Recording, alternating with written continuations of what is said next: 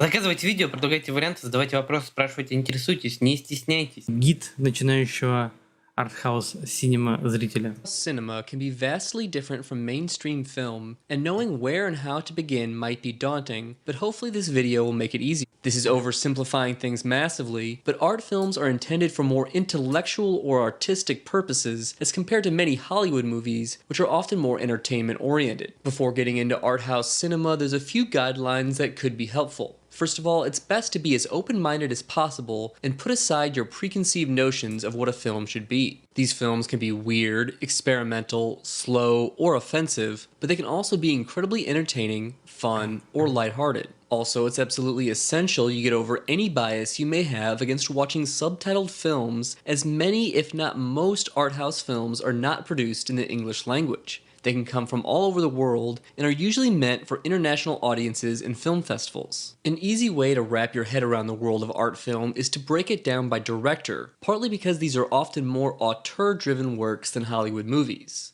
Ну, это вообще правильный подход, делить на авторское кино на авторов, в общем-то, логичная категоризация. Very accessible art house filmmaker for someone starting out is Akira Kurosawa. The Japanese director made 30 movies over all. Чем удивительно Акира Куросава, даже несмотря на такой достаточно жирный тайминг, и фильмы безумно интересно смотреть.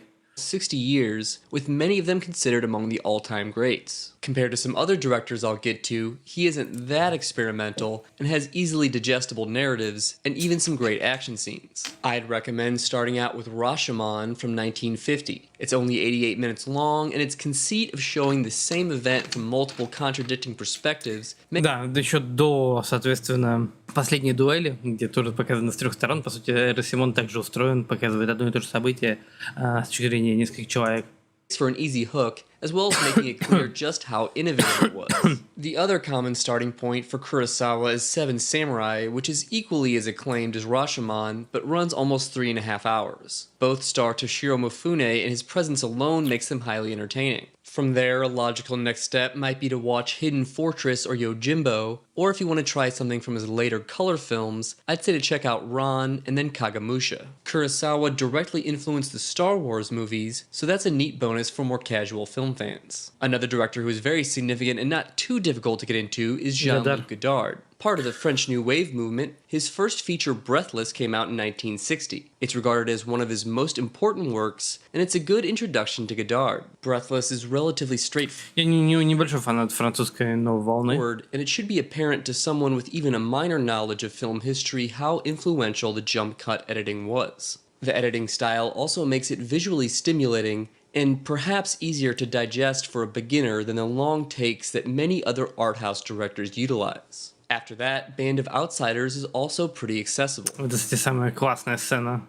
наверное, из французской новой волны, где классно танцуют. Or if you're up for something more Надо поставить. bizarre, Weekend is so weird that it should be at the very least interesting to watch, even if you don't care for it. Also part of the French New Wave, and perhaps just as important, is Francois Truffaut. There's a very clear choice as to which of his films to watch first, and that's The 400 Blows, which earned Truffaut the Best Director Award at Cannes in 1959. And Akira Kurosawa called it one of the most beautiful films he's ever seen. A filmmaker who's just as important but not quite as newbie-friendly is Ingmar Bergman. His work can be very overtly philosophical and existential. Bergman definitely lacks the action of some of Kurosawa's work or the humor Ну, это прям классика of Godard, so prepare yourself for some Конечно, типа, это великие фильмы. relatively serious and at times depressing films. The best place to start with him is probably what many call his magnum opus, the 1957 film The Seventh Seal, where a knight faces off in a chess match against death. Next, I'd like to bring up a titan of the art house world who is, in my opinion, much harder to get into, and that's Andrei Tarkovsky. The previously mentioned directors are sometimes a little slower than modern mainstream movies, but they don't have anything on Tarkovsky. He used very long takes that would go for up to 9 minutes. Ну, это прием, то есть для Тарковского это важно. Да, вот эти длинные кадры, это для того, чтобы избавиться от автоматизма восприятия. То есть, чтобы вы не воспринимали фильм как что-то вот типа штатное, вас как бы пытаются из зоны комфорта вытащить, и чтобы вы думали над тем, что вы смотрите, более осознанно воспринимали материал. Without a cut. Stalker or Solaris are good entry points for his work. The Italian director Federico Fellini is just as influential, but not a personal favorite. His best work is considered by many to be 8.5, but it's very autobiographical, so I don't think this is a good introduction, as it's more... Ну, блин, все равно, типа, автобиографичность это неплохо, потому что тот же Джойс, по сути, пишет про себя и делает про себя, и это смотрится хорошо. И также «Войс половины» тоже воспринимается нормально. Опять же, это фильм про съемки. Impactful if you have a sense of who he is as a director. His earlier film La Strada isn't too far out there and is also highly acclaimed. La Dolce Vita would be another good one before moving on to 8.5. French filmmaker Jacques Tati might not be quite as big of a name as the others I've mentioned so far, Жак Тати. but I think he's an excellent choice for beginners to art films. His movies from the 1950s like Monsieur Hulot's Holiday and Mon Oncle are full of visual comedy and never somber like so much of art cinema. Then I'd suggest Playtime, which is a visually striking, quirky film and to me among the greatest ever made. Мое любимое соотношение сторон, наверное, как у iPad. 3 к 4.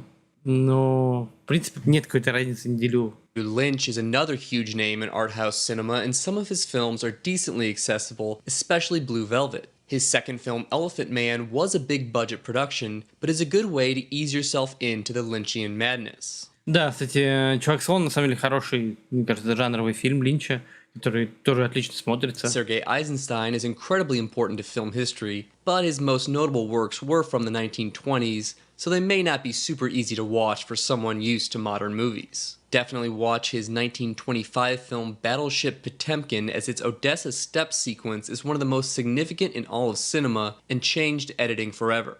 Werner Herzog was part of the German New Wave. Опять же, почему-то про Дигу Вертова никто не говорит.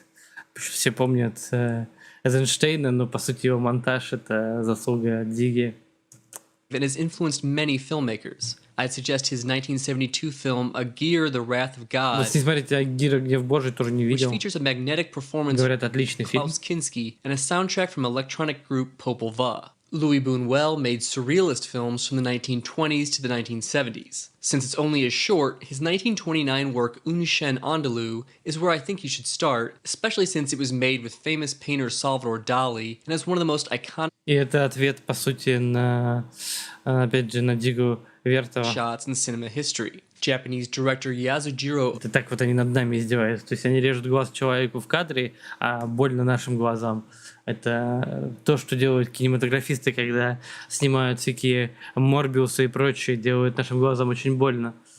Ozu is not as well known as Kurosawa, but no less crucial to film history. His movies are subtle, quiet, and contemplative, and a bit harder to get into than Kurosawa's. Ozu's cinematography isn't as showy with minimal camera movement, but his use of composition is masterful. Tokyo Story, which I'd say to watch first, is often called his masterpiece and was picked by BFI as the third best film Это Токио, да? ever in 2012. Lars von Trier is more recent than most of the others I've touched on so far and very well known among cinephiles. He stayed true to his art house roots and still gotten to work with some Или как он там назывался, предыдущий фильм? Не написано. Я увидел.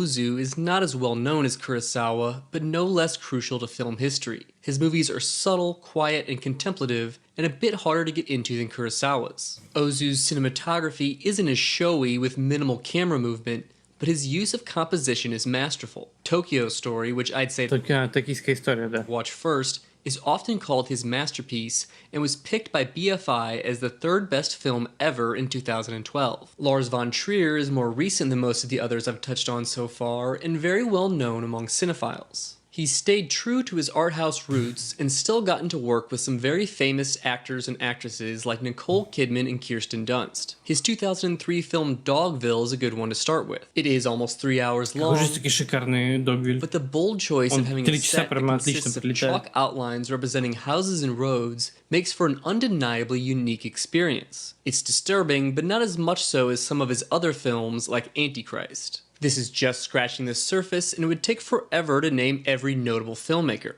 Others I'll just briefly mention include Michelangelo Antonioni's Blow Up, Robert Bresson's Pickpocket, Jean Renoir's The Rules of the Game, Wong Kar-wai's Chung King Express, Peter Greenaway's The Cook, the Thief, His Wife, and Her Lover, Satyajit Ray's Apu trilogy, and Krzysztof Kieślowski's Three Colors trilogy. If there's a director you think I overlooked, I may have excluded them for a couple of reasons. Такой стандартный набор, в общем-то.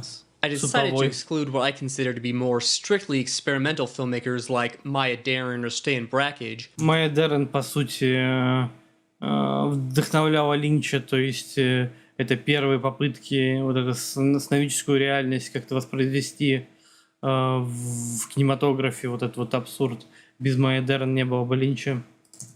Partly for time and partly because I have a separate series on experimental films. The distinction is somewhat arbitrary and mainly done out of convenience. I also didn't bring up directors like Stanley Kubrick, who I think straddle the line between art house and mainstream filmmaking. That'll be it for this video. Thanks for watching, and please don't forget to subscribe. Я бы сдох, если бы не смузи. Спасибо огромное за 300 рублей. Что ж, господа, давайте переходить к аукциону.